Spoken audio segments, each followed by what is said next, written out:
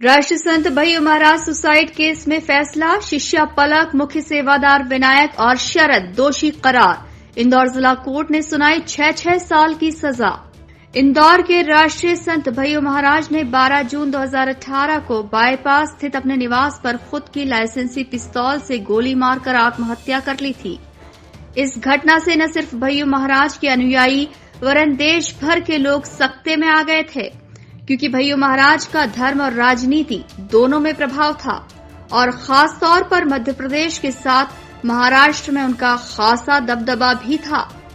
ऐसे में बड़ा सवाल ये था कि जिस संत के लाखों शिष्य हैं और देश विदेश में जिसके अनुयायी उनके दर्शन को लालायित रहते हैं, उन्होंने खुदकुशी जैसा कदम क्यों उठा लिया।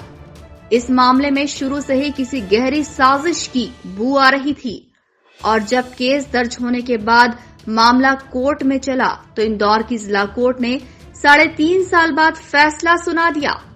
न्यायाधीश धर्मेंद्र सोनी की कोर्ट ने फैसला सुनाते हुए शिष्या पलक, मुख्य सेवादार विनायक और शरद को दोषी करार दिया और 6-6 साल की सजा सुनाई।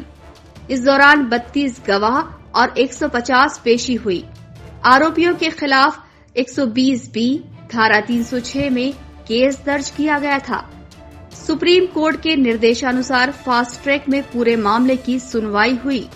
कोर्ट ने 6-6 साल की सजा दी है पलक, विनायक और शरद को। 500 रुपए का अर्थदंड। 42 गवाह हुए थे इस केस में। 2.5 साल के लगभग चला है। षड्यंत्र किया गया था। इनके द्वारा नशीली दवाएं दी गई थी। भय्यू महाराज को ब्लैकमेल करने के लिए तरह तरह के चीट से का उपयोग किया गया था, फोटों का उपयोग किया गया था। नहीं, आरोपी के वकील ने नहीं, हमने की थी, अभिजन ने की थी। पलक का मोबाइल था वो। पलक का गिरफ्तारी के बाद में उस मोबाइल के अंदर से वो सारी संदेश प्राप्त हुए थे हमको। उनको हमने फार्मेसी जांच के लिए गया था, ना कि हमने देखा था। अभी पुलिस ने उसमें जो भी एक दूसरे को आदान प्रदान है, जीजू करके कोई शख्स है, पीयूष जीजू, हरदा का रहने बताते हैं हमको। पीयूष जीजू आपस में एक दूसरे से बात कर रहे हैं, जिसमें पलक को वो पीयूष जीजू बोलता है बहुत परेशान करो। भय्यू महाराज के मरने के बाद में पलक बोलती है कि ये सुसाइड नोट भय्यू महाराज का हो ही नहीं सकता।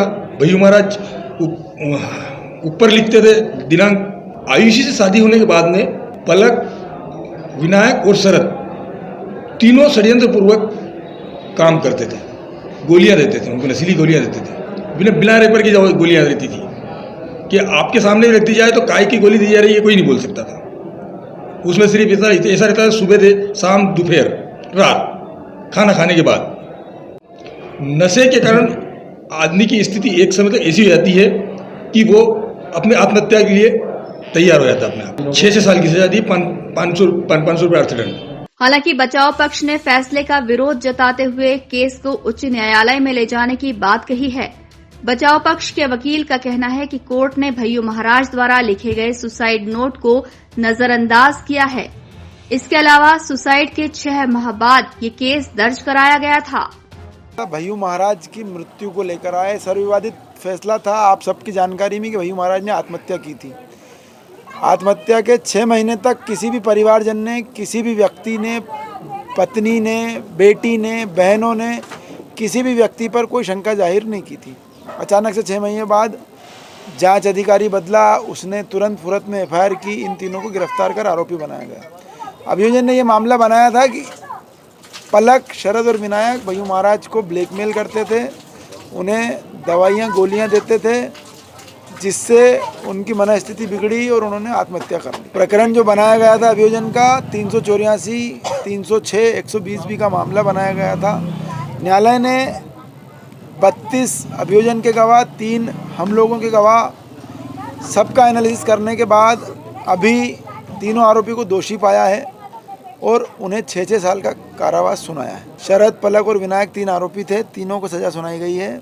मेरी नज़र में और एक आम जो भय्यू महाराज के भक्त थे उनकी नज़र में, खुद भय्यू महाराज की नज़र में, महाराज ने मरने के पहले एक सुसाइड नोट लिखा था, जो गैर विवादित इसलिए भी कि हस्तलिपि विशेषज्ञ की जांच रिकॉर्ड पर आई थी।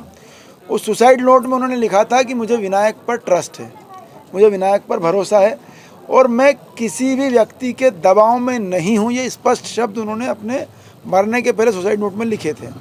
उस सुसाइड नोट को, बाकी रिकॉर्ड पर आए बयानों को न्यायालय ने नज़रअंदाज कर दिया है और सत्र न्यायालय धर्मेंद्र सोनी साहब के न्यायालय से तीनों को सज़ा दी गई है, परंतु मैं व्यक्तिगत रूप से इस सज़ा से सहमत नहीं हूँ।